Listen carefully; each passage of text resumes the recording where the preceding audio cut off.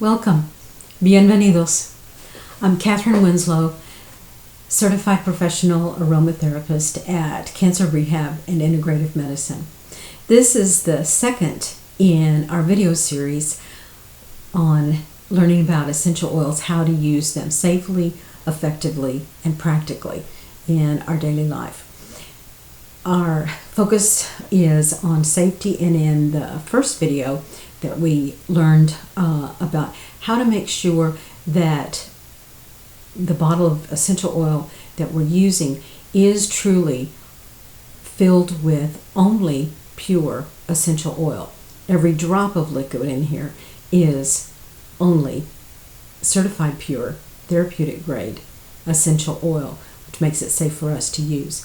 So I thought for this second one, since we're staying at home more, and a lot of us are focused on an opportunity to trade out some of our more synthetic cleaning products, self-care products, for more natural ones, and without all the side effects of the synthetics, that dilution would be a good topic for this second video.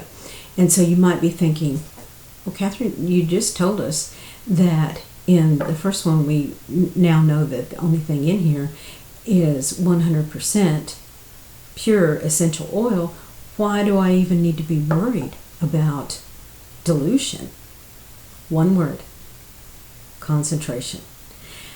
Essential oils are so concentrated that's why dilution is important. Just to kind of give you an idea of understanding how concentrated they are. Imagine that you have a little bit of a tummy upset and you want to have some of your favorite peppermint tea to soothe that. So you have your tea, drink that down, that's great, and then you make another cup and you drink that, and then you have to make another cup.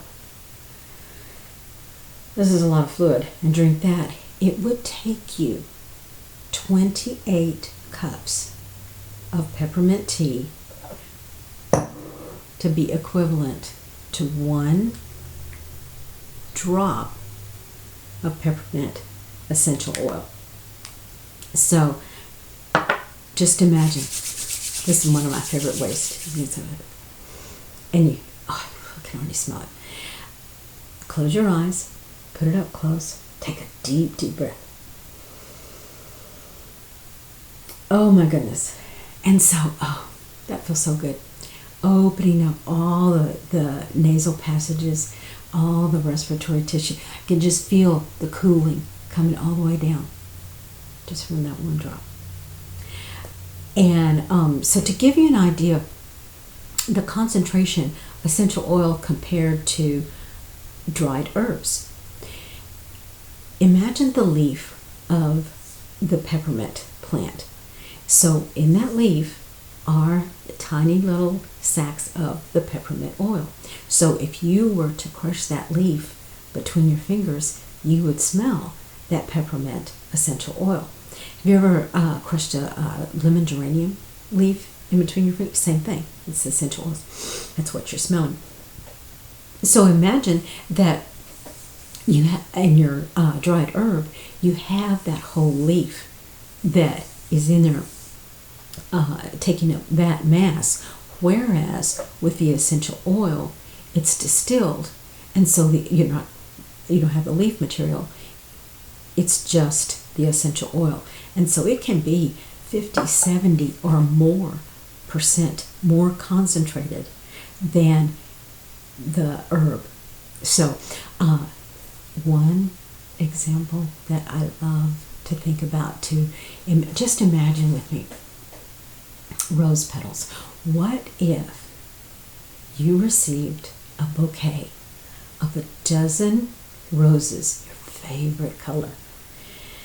Just see that sitting on the table. So lovely. It just brightens up that whole space, doesn't it? I love that. Now imagine, what if you had 10 dozen roses. Oh my gosh, that would take up the whole dining room table, wouldn't it? So 10 dozen, that's 120 rose blossoms. How many do you think it would take to fill up this little 5 milliliter bottle of rose essential oil? More than that. What about, whoa, just imagine, 100 dozen roses. That is 1,200 rose blossoms. You still need more. I looked it up. 10,000, seriously, 10,000 rose blossoms for 5 milliliters of rose essential oil, pure rose essential oil. That's why it's so precious. So now that we know, can you imagine if you go to the store and you have a bottle like this? That's not what's in here, but you have a bottle this size for $5 or $10. How many actual drops of rose essential oil do you think are in there? No. But each different plant has different concentrations of essential oils in that plant material. So say, for example, lavender. It only takes 3 pounds of lavender to make a 15 milliliter bottle of essential oil. Whereas with Melissa, another precious oil, 63 pounds of Melissa plant material to distill down to a 5 milliliter bottle of Melissa with all its wonderful, wonderful properties, in particular right now. So that gives you some idea. Lemon, for example, cold pressed, 50 lemons to a 15 milliliter bottle. So that gives you an idea of the concentration. There's one other aspect to think about is how powerful they are. And there are certain essential oils that belong to, if you're into plant chemistry, the chemical family of phenols. And the examples of that would be cinnamon, clove, oregano. Those, when applied undiluted directly to the skin, are uncomfortably warm.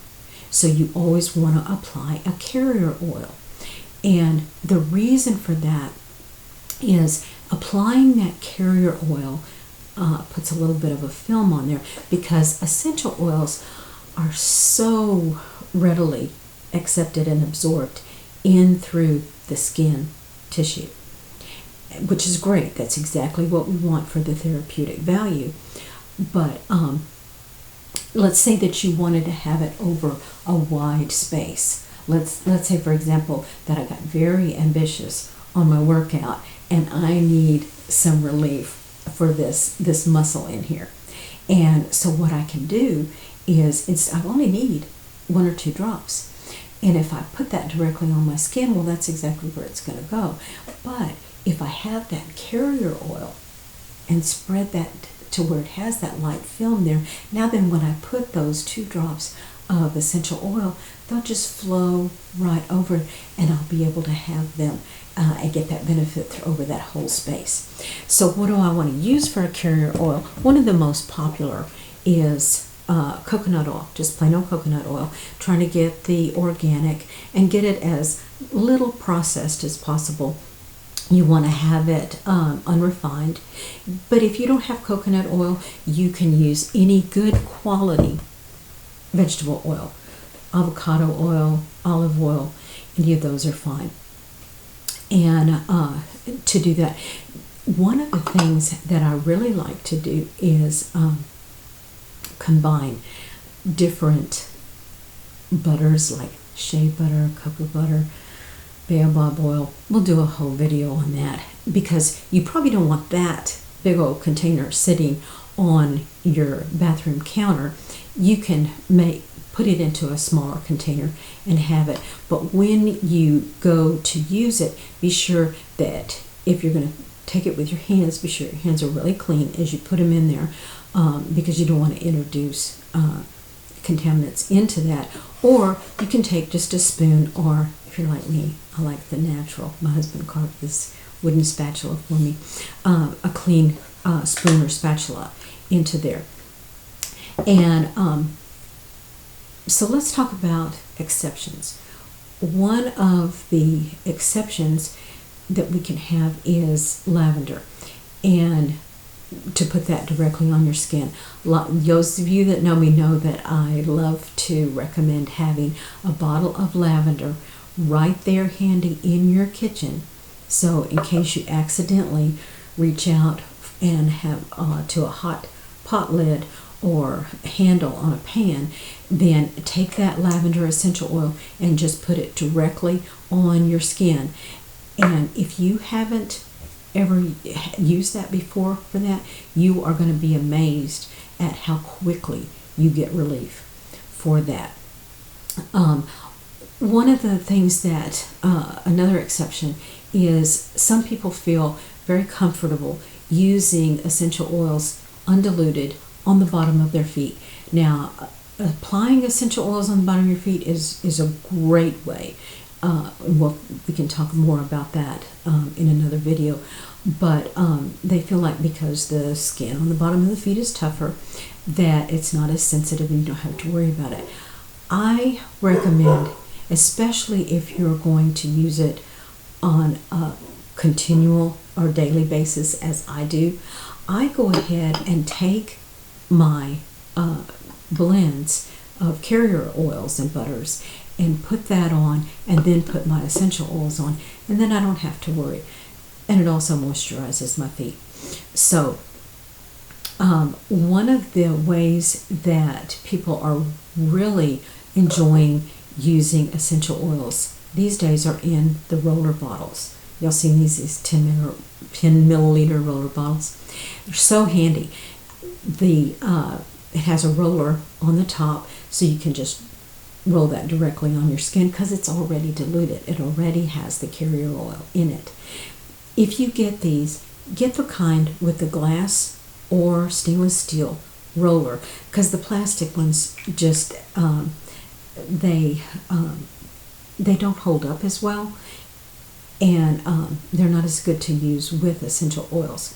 And like I said, when you're traveling, this is a great option, because then you don't have to carry your carrier oils with you separately. It's already diluted.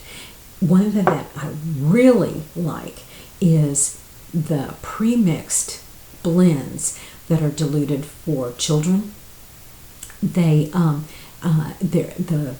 dilution is less essential oils, so that it's especially just for children. But I like to also use it with the elderly, folks with sensitive skin, people that just are a little more delicate. And like I said, it's already blended. It's that way they can use it themselves, and it's your kids, and it's already blended for you. This one I absolutely love. It has rose in it, and frankincense, and lutsia. Oh, I love this one. And how cute are these little tops, so that you can hang it on your backpack or on your keychain, whatever. It's so great. So we talked about dilution. Let's see how to dilute. And I know you can't read this. This I'm going to post on the post with this video, and it's also on my Well Together Facebook page under the notes. It's got safety, and then this one is the dilution chart. So how to dilute your essential oils. And again, now I know you can't read it, but I want to direct you that first you're going to look at maybe this is a little better. What are you going to use it for? Okay, are you going to use it for children or elderly? Are you going to use it for a healthy adult? Are you going to use it every day? Or is this for something that is a short-term acute issue that'll give you the dilution ratios on here? So like for children, you want 1% or less. If you're going to use it every day, you may use 2 or 3%. And again, only if it's going to be short-term for an acute issue would you go from 10 to at most 25%. Again, when in doubt, start with less. You can always add more. So this is what are you going to use it for. Now then, this tells you, does the math for you. What size container do you have? A 5 milliliter, 10, 15, or a full ounce? Then you just look over here and see your dilution ratio. So let's say that you have a 10 milliliter roll-on bottle and you want it at a 3% dilution. Then that tells you that you're just going to put 6 drops in there. So it's done for you.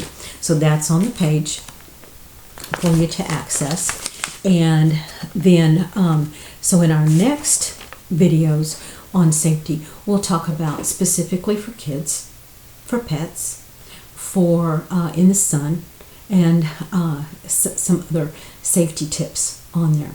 So I hope that some of this was helpful for you.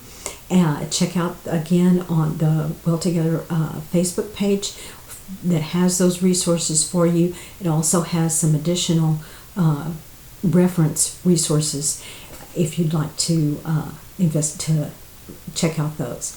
So as always, let's be well together. Thank you.